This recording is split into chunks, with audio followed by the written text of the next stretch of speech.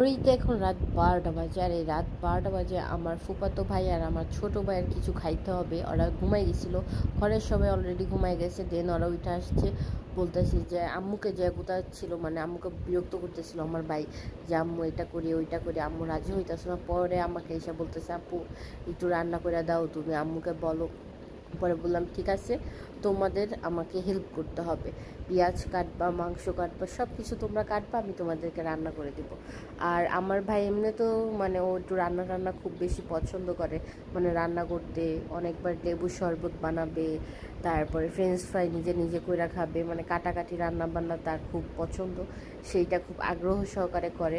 তো তাকে বলছি পর সে তো মহা খুশি, মানে রান্নার কোনো কিছু তাকে যদি করতে বলে সে অনেক খুশি হয়ে যায়। সে রান্না করে, মানে কাজ করতে, রান্না বান্না করতে অনেক বেশি পছন্দ করে। তো এই তো, আর যেমন কথা তেমন কাজ। তো পাস্তা রান্না করব, যার কারণে এখানে একটু চিকেন ম্যারিনেট করে নিলাম। ছোট ভাই কাটতেছিল, আর আরেক ফুফাতো ভাই ও এখানে নাড়াচাড়া করতেছিল। ওরা করতে চাচ্ছে, তাই বললাম ঠিক আছে করো। আমি ভিডিও করতেছিলাম ওদেরকে, আর বলতেছিলাম এইটার পর এটা করতে হবে, কারণ বাচ্চা তো ওই রকমভাবে পারে না, কিন্তু ওই যে আগ্রহ, নিজেরা রান্না করবে, নিজেরা রান্না করে খাবে, তো সেই আগ্রহ থেকে দুজনের করা। তো আমি পাশের থেকে সব মশলাগুলি দিয়ে দিচ্ছিলাম। এইখান দিয়ে আমার ছোটো ভাই এসে বলতেছে আপু আমি দিব।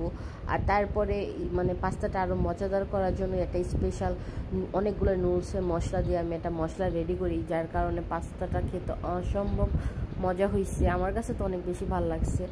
আর এরকম রাতের বেলা রান্না করে খাইতে অনেক বেশি ভালো লাগে। আমি যখন শ্বশুরবাড়ি থাকি এরকম রান্না টান্না করি না, কিন্তু বাবার বাসায় আসলে, যখন আমার ছোটো বোনের বিয়ে হয় নাই, আগে ও আর আমি এরকম রান্না করে খেতাম। এখন তো ও শ্বশুরবাড়ি মাদারীপুর, অনেক দূরে থাকে বোনটা আমার। তো এখন আর ছোটো বোন, আমি আসলে ও আসে না, ও আসলে আমি আসি না, তো দুজনের টাইমিংটা এখন মিলে না।